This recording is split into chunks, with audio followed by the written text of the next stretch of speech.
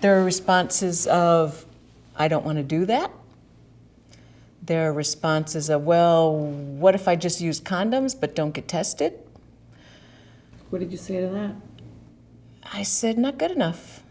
Not good enough. Yes, people have said no, or that's not necessary. I've only been with my wife and not for years, or da-da-da. Some of the reasons that have prevented me from asking for, the opposite sex or the same sex, whatever, to use a condom or protection is because I didn't feel like that person would like me anymore, or that I had any other options or choices, or I would make the person angry. If I won't speak up and just tell this guy, am I willing to put my life on the line? The fact is, I'm not. I don't know this guy. I'm not. Now, if he wants to put his life on the line because they think they can tell which women are safe, that's idiocy.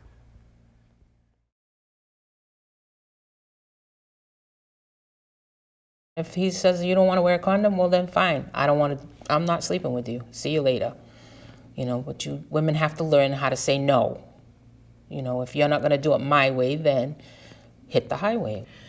And so there was one guy who I dated who we were very attracted to each other. And really what he wanted more than anything else was this feeling of freedom, of skin-on-skin contact. Just two human beings touching each other in this profound way. And, the killer is my heart gets all that, and a piece of me wants all that. But, by this time, there's the third, fourth, fifth guy I was attracted to and walking through all these scenarios with, and the risk factors become part of my internal dialogue. I got into a situation with someone I'd met through the personals. I had dinner with him, and he invited me to meet him and friends at a B&B. And the idea was we could share a room, but sex was not a given. And I remember talking with him about being careful or safe sex, and he said he would rather not have sex than wear a condom, and I thought, that's really crazy. Now, this was a guy who worked in the emergency room. He was a doctor, and I thought he would be responsible. He said he thought he would die young, but this wouldn't be the thing that did it. And I thought, that's about you. That's not about me. And we did not have sex. I think I got a back rub that night. Men don't always tell you all the information, and they're sexually active with more than just you, including your own husband. So, no, I'm not leaving that up to men. I just put it out there. I want you to use a safe. If they balk, then I'm prepared to okay, we're done. We're just done. Let me get my panties. We're done. And the bottom line is, this is what I'm choosing to do, and if you want to get some, you're going to have to be down with it too. Otherwise, he just doesn't get any, and you can go to the next one. Think about how many relationships you've been in your lifetime. You know what I'm saying? So know that somebody else is coming. Know that. It's like negotiation. You have to be ready to close the deal.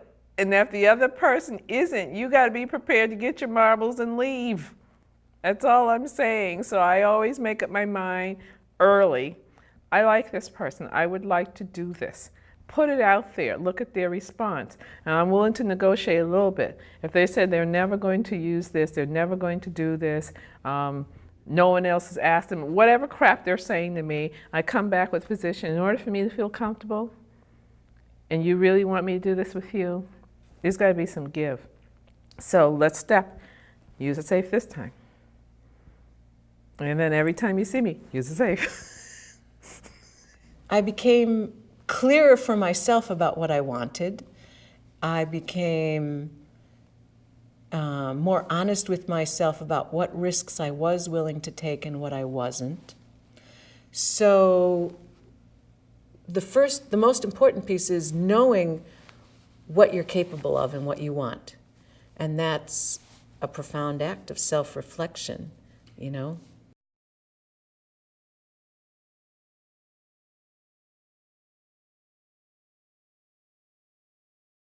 Some women are afraid.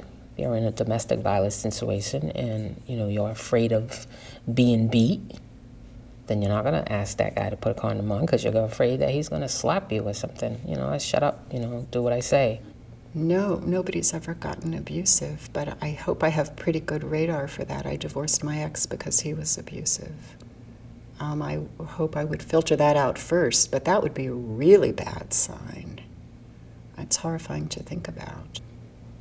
I think I do. I think I can peg a batterer. Just body it. But some of us, they really disguise it really well, and you'll get in, and you're in a situation that's not safe and not able to say, honey, I want to use a condom, or let's talk about it. If you've been cheating, or I think that this was not having those conversations and those types of relationships.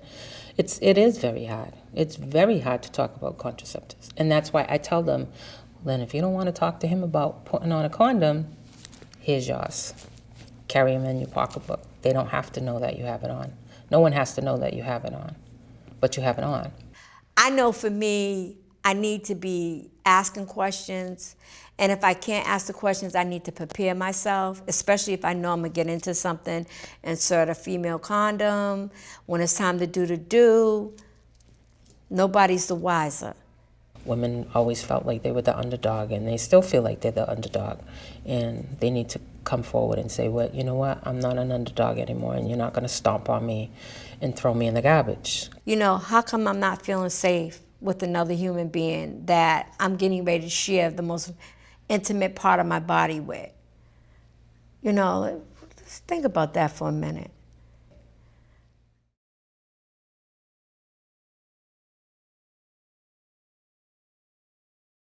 Like with me, I had no idea that I could even have boundaries. Like, this is my space, and if I don't want you to it's okay for me to say that.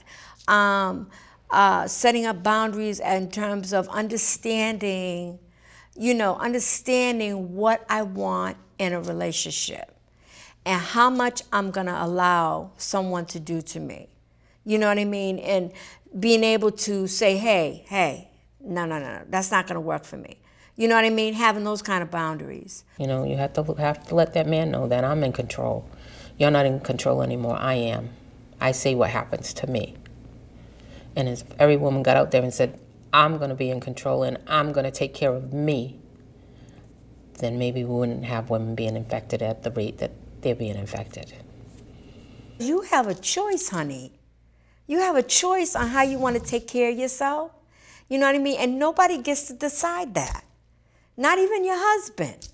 You know what I mean? This is my body. And I'm so glad that I know that this is my body, and who I allow to enter it will be my choice and how. Every single person and every single moment becomes a new question of what might I gain here, what might I lose, and what are the risks to my head, to my heart, and to my body, which, all of these form our health, yeah? And then ultimately the question is, okay, what am I willing to risk to grow love here? My daughter's in her 20s. She clearly sees I'm sexually active. Since I've been married, I've had boyfriends. If I'm going away for a weekend with people, she's pretty clear what's going on.